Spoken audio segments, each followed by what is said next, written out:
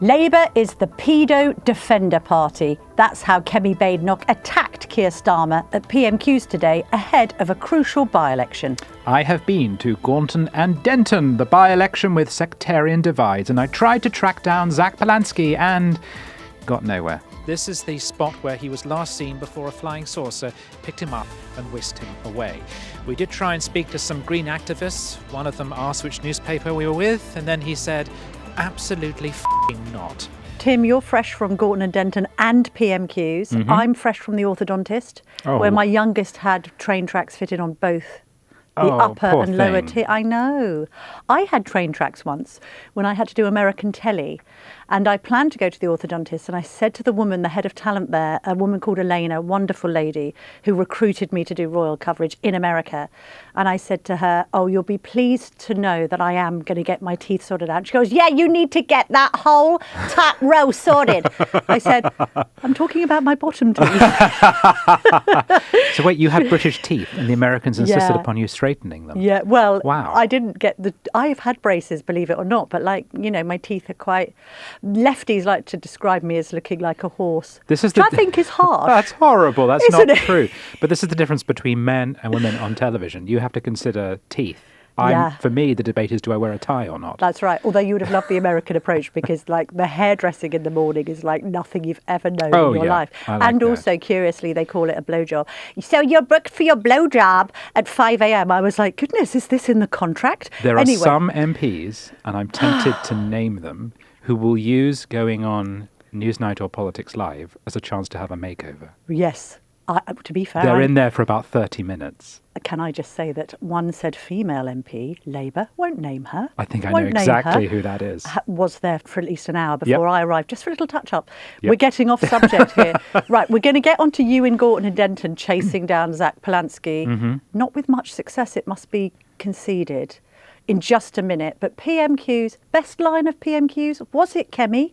Was it Kemi saying this? Mr. Speaker, I'm amazed that while we're trying to talk about student loans, the Prime Minister has the cheek to talk about my party being smaller. His party is smaller too, including one MP who was arrested for child sex offences. So perhaps before he gets on his high horse, he should ask why his backbenchers are saying that they're being called the Paedo Defenders Party. Yes. So why don't we get back? So if he... Yes, I didn't say it. I didn't say it. I know it makes them... Yes. Tory. Labour was genuinely offended at that, and I can't blame them. Nonetheless, it cut, and it cut deep. PMQs played out as a party political broadcast for the Gaunton and Denton by-election. The Labour whips had gone around and placed questions so that people could ask things that Starmer could then turn it upside down and turn it into an attack either on the Greens or Reform. So to give an example, in answer to a question about drugs, he said this. Thank you, Mr. Speaker. Can the Prime Minister update the House on how the government is tackling the misuse of illegal drugs? And will he reassure parents in my constituency of Rugby and across the country that Labour will continue to disagree with the views and the voices of those who think that it is a good idea to legalise Class A drugs like heroin and crack cocaine? Prime Minister. Can I thank him for raising that? We are working relentlessly to tackle the supply of illegal drugs and expanding police powers to test more suspects upon arrest. The Green Party's policy isn't just irresponsible, it's reprehensible. Legalising, Mr. Speaker, cocaine, heroin, ketamine and the date rape drug GHB, a drug which we know is used to spike drinks for women. Now, whilst we're making that an offence, the Green Party's proposals would shatter lives, increase antisocial behaviour and see drugs use running rife. And I have to say, as the father of a 17-and-a-half-year-old son, the idea that the argument is being made by the Greens that when he turns 18 in just a few months, it would be lawful to provide him with heroin and crack cocaine is absolutely disgusting. And Nigel Farage was funny enough, having bobbed and bobbed and bobbed at PMQs and never been called, sometimes he doesn't even bother to go, Keir Starmer had him firmly in his sights. But, Mr. Speaker, I also have to raise this. A death threat was shared by Reform's Deputy Council leader in Lancashire against the brilliant member for Bolsover. It said she should be shot. When death threats were made against the member for Clacton, I stood at this dispatch box and condemned them outright. If he has any decency or backbone, he will stand up, apologise, condemn the comments and sack the individual in his parties. Will he do so? Nigel Farage. Thank you, Mr. Speaker. At the age of 14, Michel Mandarin was forcibly removed from his home, the coral atoll of Ile-de-Quoi, dumped on the quayside in Mauritius, forced to live on food scraps out of bins. He has resettled those islands and yet now faces a removal order from yet another Labour government. So maybe twice in one lifetime, he's going to be asked to leave his homeland. Can I ask the Prime Minister, for a government that is full of human rights lawyers, within and without, why do the opinions and human rights of indigenous Chagossians not matter to him at all? Prime Minister. So he has neither the decency nor the backbone to condemn a death threat to a member of this House, whichever party they are in. He doesn't have the decency or the backbone to condemn it and to sack the individual. And that just shows that his party have got nothing to offer the country but grievance and division. Look at their candidate in Gorton and Denton, a man who says anyone who isn't white cannot be English. No wonder he's been endorsed by Tommy Robinson. It doesn't represent our country, and anybody who wants to stand against that hatred and division should vote Labour on Thursday tomorrow in Gorton and Denton. Nigel needs to work on what he does when he's being insulted. It's not his fault. He doesn't really have a right of reply, although he did immediately then ask a question and chose not to comment on what he'd been asked about.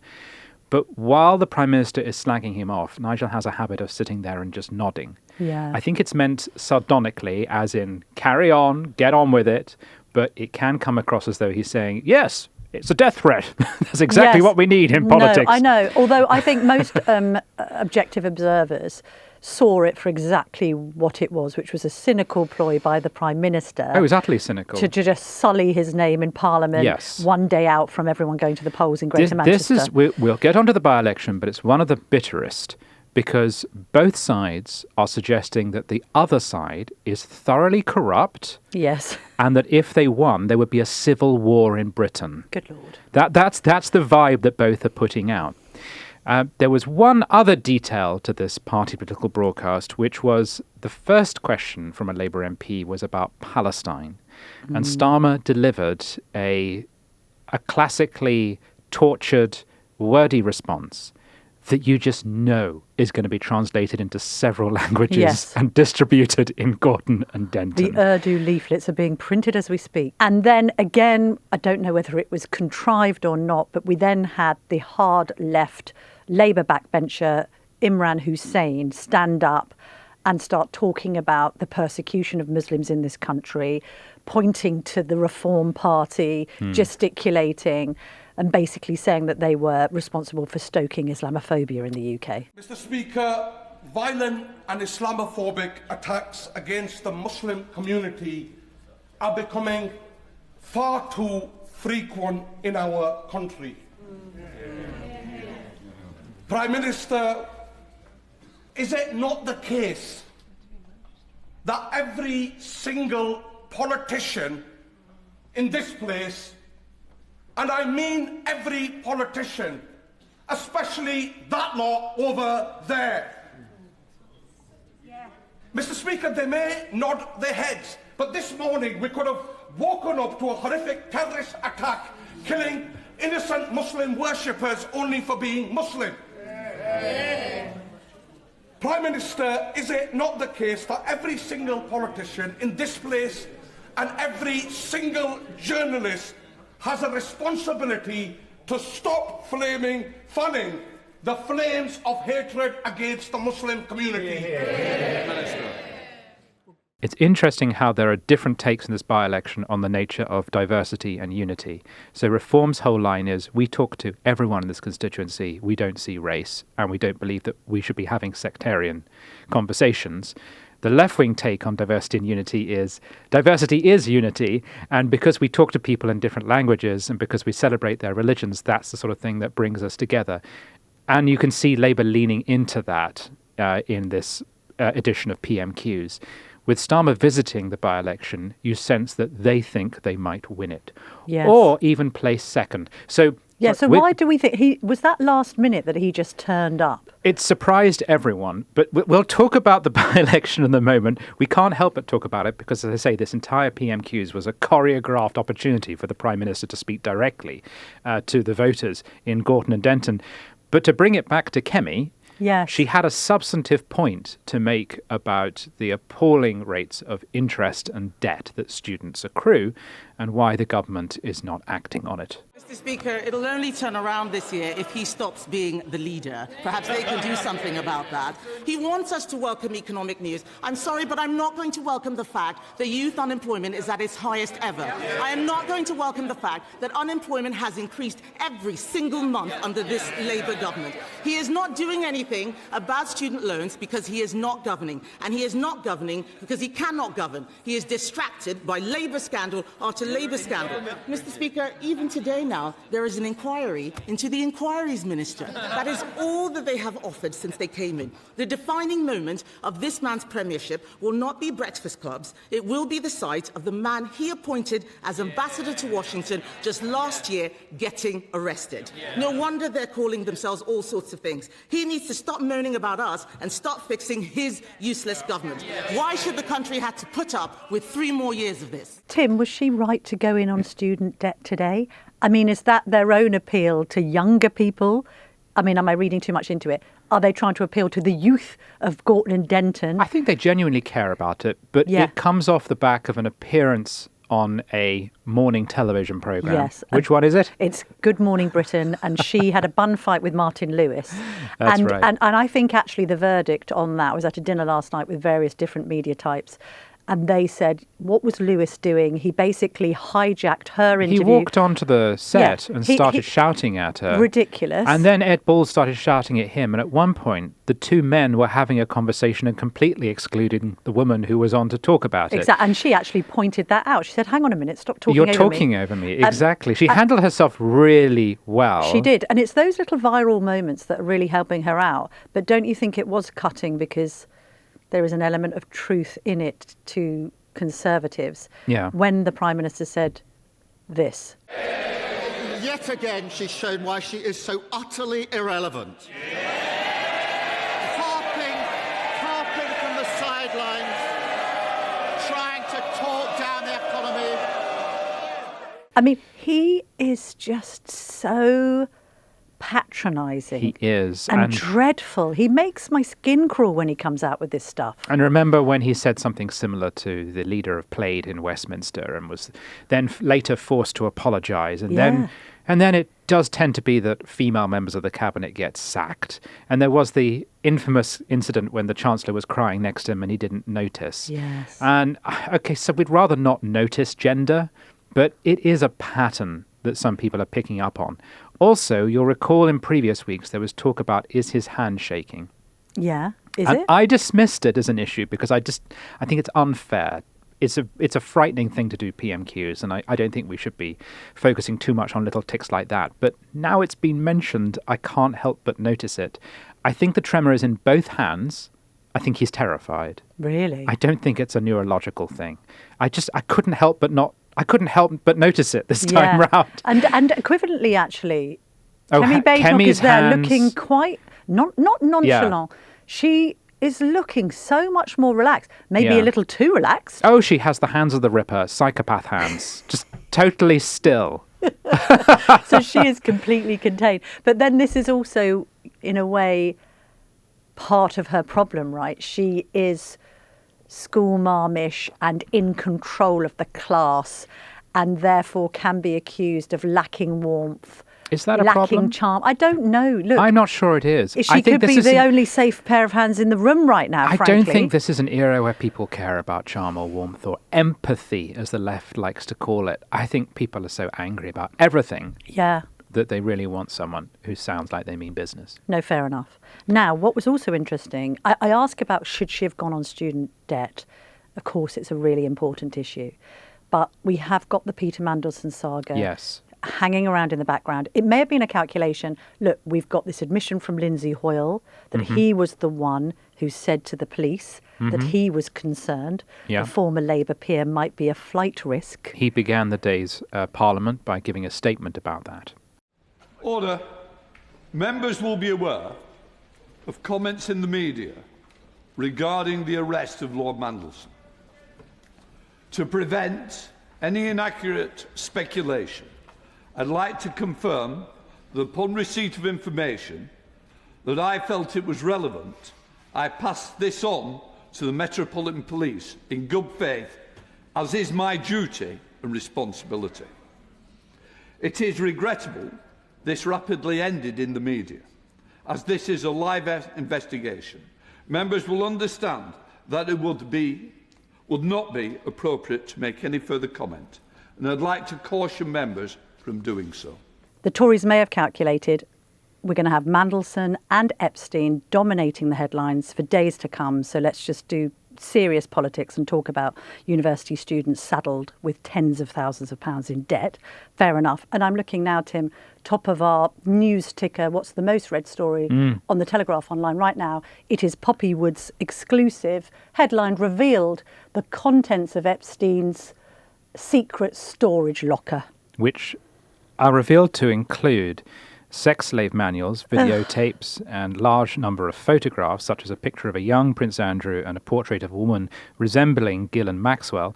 Also, piles of cash, diamonds, gold, and a trove of international passports and other identification. Associates tried to clear out the lockers after Epstein's arrest to keep the contents secret from the FBI.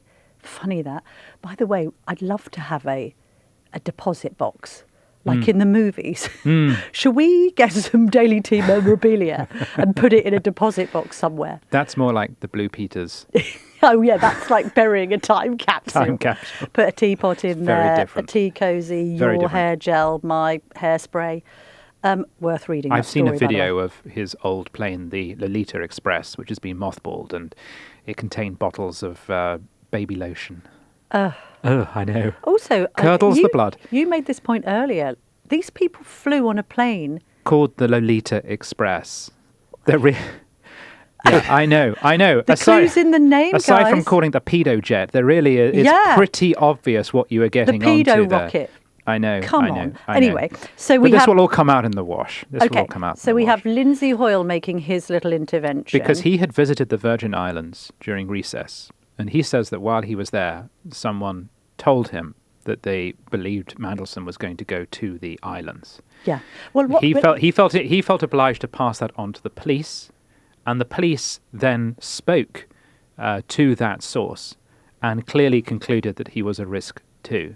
I'm saying this because Mandelson's lawyer has stated that the idea that he was ever going to flee was nonsense. Baseless, he said. But I want to emphasise that Hoyle got it from another source, and that the police did speak to that source before they then spoke to Mandelson. And Mandelson has now been required to surrender his passport as part of his bail conditions. For balance, let's read the statement from the spokesman. The arrest was prompted by a baseless suggestion that he was planning to leave the country and take up permanent residence abroad. There is absolutely no truth whatsoever in any such suggestion. We have asked the MPs for the evidence relied upon to justify the arrest. Peter Mandelson's overriding priority is to cooperate with the police investigation, as he has done throughout this process, and to clear his name. Because he has, throughout, been totally open, hasn't he? Clearly, every stage of his career, he's been forthcoming about his relationship with Jeffrey Epstein, hasn't he? I think what's interesting is the files that are being held back by the Cabinet Office on the proviso that they may be prejudicial to any future trial if they're published is interesting. I can understand files relating to his conduct when he was business secretary in the noughties being prejudicial, because this is about misconduct in public office in relation to leaked documents to Epstein while he was alive. But we're interested in the vetting process during the second stage of his career when he was resurrected as ambassador. My very great suspicion is that the vetting process was literally, is your name Peter? I mean, we've discussed this. Do you know where Washington, D.C. is? Yes. Can you name the US president? Here's your plane ticket. Yes. So that's going to be revealed. And obviously, Morgan McSweeney's role in it, which in turn taints the Prime Minister in terms of judgment, lack of ability to be across the detail of who is being appointed to the most crucial and significant diplomatic post in the land, historic ties. Can I also make one point? We discussed Gordon Brown having a revival. Why is Tony Blair escaping scrutiny on this?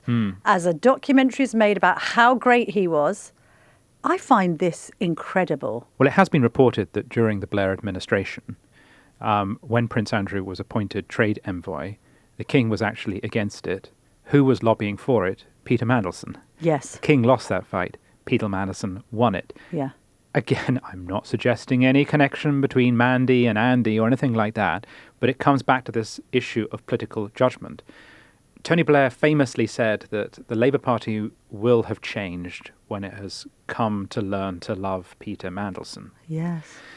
I mean, that in itself is such an insulting comment upon New Labour. It's why I never liked it at the time. This patronising idea to the socialist movement and the Labour movement that you've got to learn to love. Yes. This Come away from your commie ideals and lean into Peter Mandelson. This very unpleasant kind of almost Tory figure. You've got to learn to love him. But nonetheless, it all comes back to this issue of political judgment being shown by people. Could you not see that the appointment of Prince Andrew was something that wasn't wise? In the same way that Keir Starmer, whatever the vetting was, whatever you were told, including by Mandelson, who I think has been demonstrated to be a liar in the past, why would you say, yes, go ahead, let's appoint him? But my question is, do we think Mandelson could afford to flee to the Virgin Islands? It's not a cheap place to go to. No. So all income streams have been cut off. Global Council, the sort of lobbying organisation that was pretty formidable and had some extremely high net worth clients, including China, that's gone into administration. He's servicing different properties, isn't he? He's got the property in North London, in Camden. He's got the property that he's renting in Wiltshire. I can't imagine that's going to continue. Why would it? How could it? His husband, Ronaldo, is from Brazil, so maybe that was at the back of their minds. Would they want to both flee there?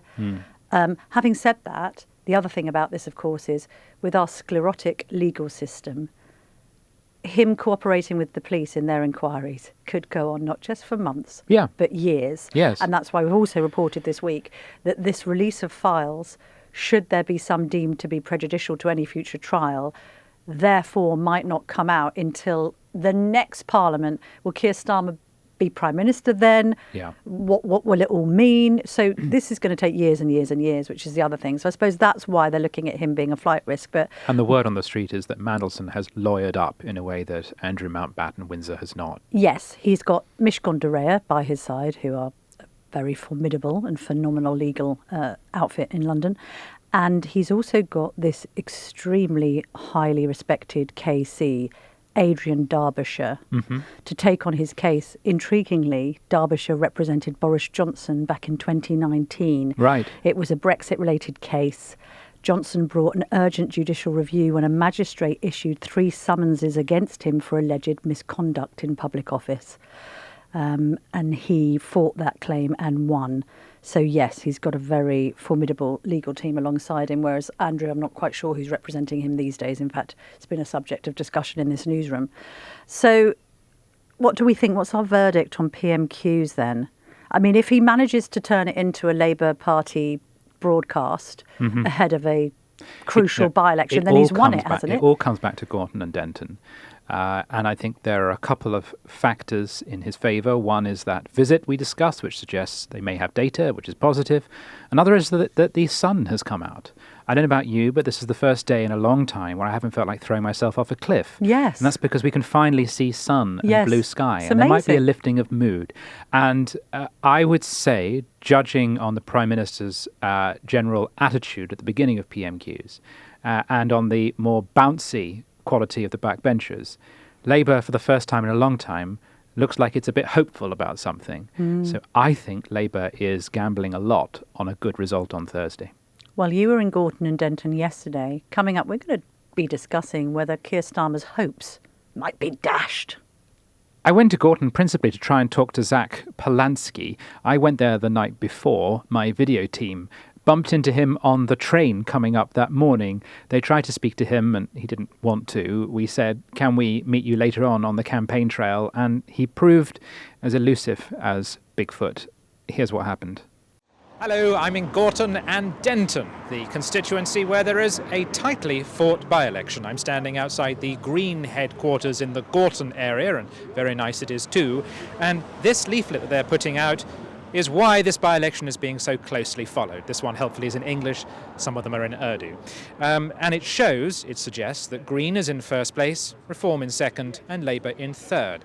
But Keir Starmer recently visited the constituency, suggesting that Labour believes it could be the party that will beat Reform. I'm going to try and get a word with Zach Polanski to ask him how the campaign's going and what he thinks about the state of Britain. There are still so many undecideds, and ultimately our job is to go to speak to all of those undecideds and make them know Green versus Reform. Reform is the politics of hate and division. Greens is the politics of hope with a plan. Let's get Hannah over the line. Thank you very much.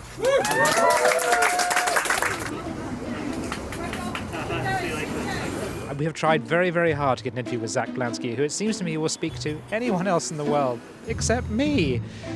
His team are very, very nice. They insist that you must get a booking, but it seems hard to get a booking. It's like trying to get into a very good restaurant, isn't it? I stood close to him. I poised to say hello, but at that moment his press person stepped between us. I was body blocked by a young lady. We followed him outside. We watched him give someone else an interview. And then we followed him down here because we thought we might see him do some canvassing, and watched him get into a car and drive away. As far as I'm concerned, this by-election is like the Iraq War, the first Gulf War. It never happened. It is a postmodern by-election. I haven't seen it. I don't believe in it. I don't actually think it's even taking place. I noticed when talking to the Green people, they were almost all white. Palestine, it features in the literature, but it's not something they ram down your throats. Speaking to the activists, they said that what matters to people around here is what matters to everyone else, which is antisocial behaviour, graffiti, crime, and most importantly, the cost of living. We listened to the lovely candidate, Hannah Spencer, give a speech in which she talked about what people have in common, how they mustn't be divided, all that sort of stuff. I felt there was a lot of good intent and well-meaning there. I always think with every by-election that there's a temptation to read too much into what is a really very local fight, where turnout will probably be very low, and it's all about getting your people out. And it was interesting to hear the Greens make the point that the Reform voters are mobilised. They are very keen voters, and that's how Reform could win, even if it's only stuck at around 30%. And it's all about trying to persuade Labour voters that Greens are the only ones who can beat them, because I am told that's another thing that comes up on the doorstep. A lot of people in this area just want to do anything to stop Nigel Farage. I'm going to stop talking before I throw up.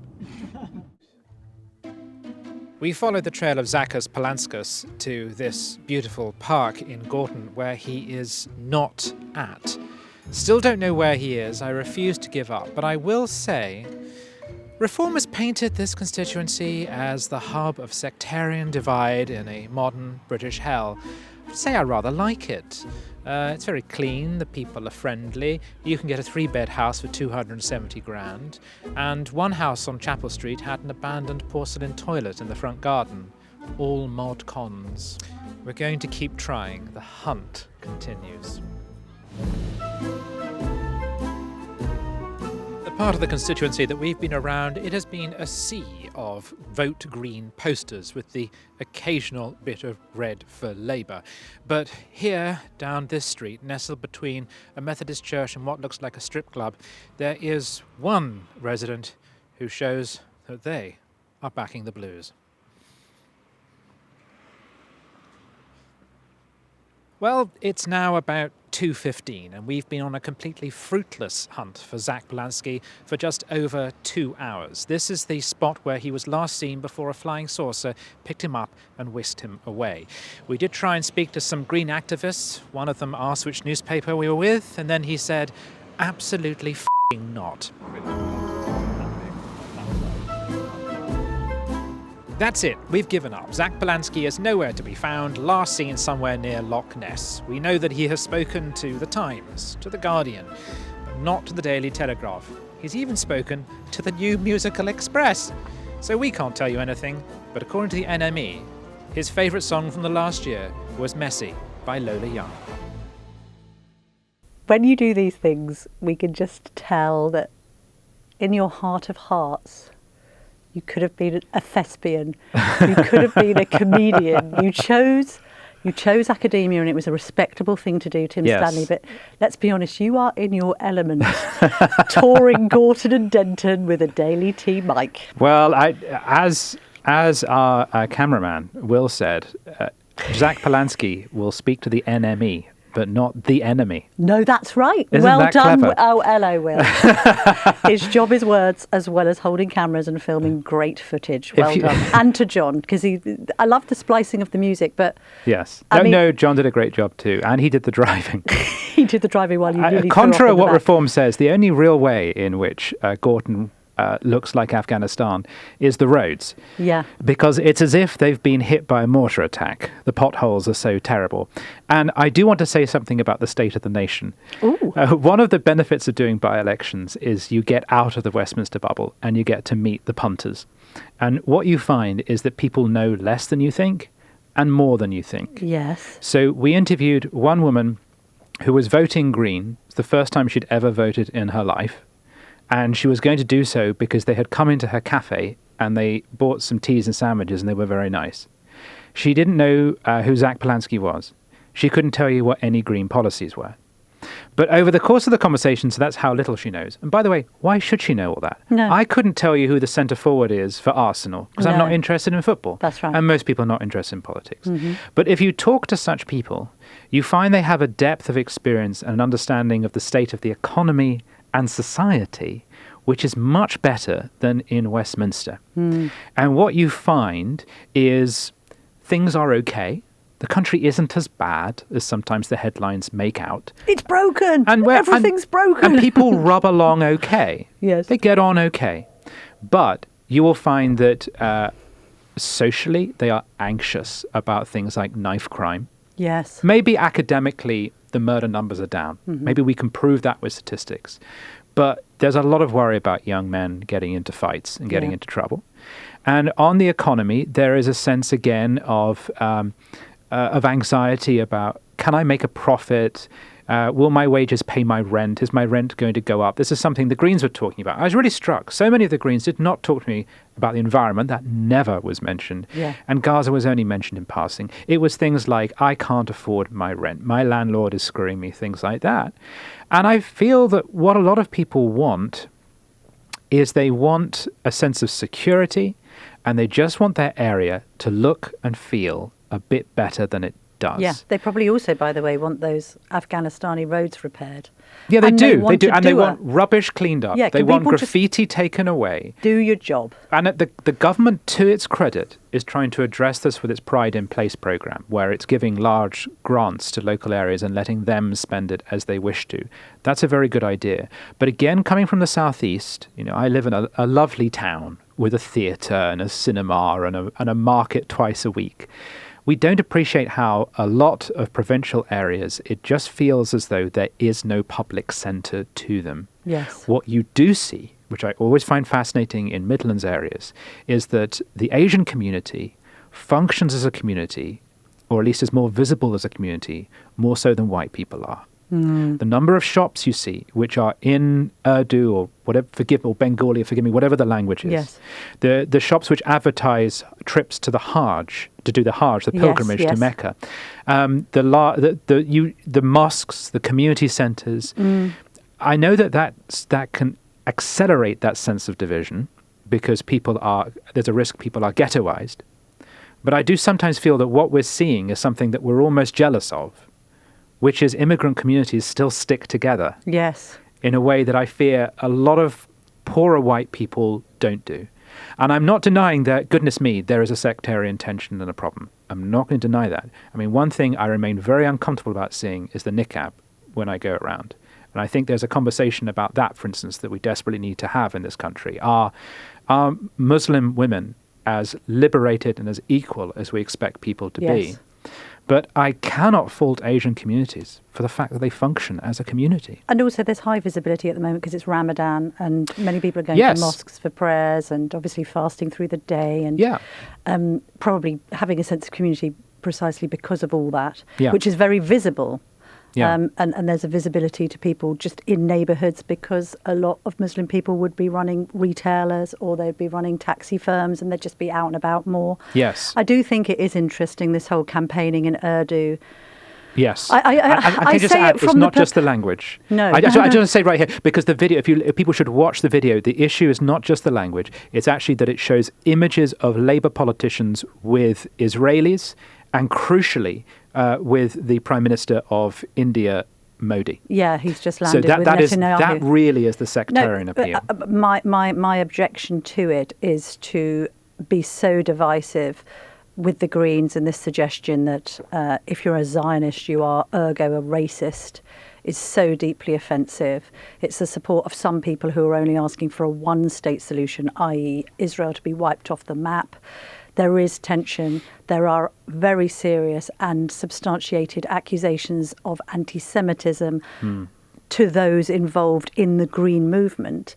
And it's the dishonesty, as you pointed out earlier, that this is meant to be a movement motivated by wanting to improve the environment that has now turned into something very different. And I think it is deeply dishonest to be talking more about Gaza than Gorton in a by-election of a town in Greater Manchester in the UK. A couple of people said to me they were supporters of Jeremy Corbyn. These are Green activists. Yeah. They hate Keir Starmer.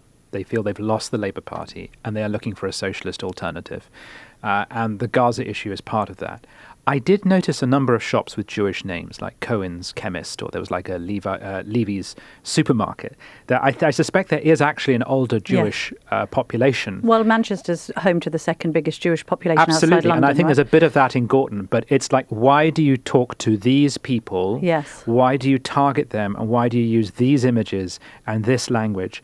And then you accuse Reform of division when you are the ones who are capitalising upon those differences between the communities. That's what gets me. It's the grotesque hypocrisy of the situation. We're for these people because we believe in equality, but we're not for these people. Okay, you don't believe in equality, you don't believe in fairness. And why? And therefore, I come back to why not run on that genuine material problem, that economic problem that the area has, which is things like high rents. The candidate because they're trying to weaponise a certain caucus of voters. Right. It's totally cynical. Well, it's schizophrenic as well, because the candidate said in her little speech, we are not a poor country.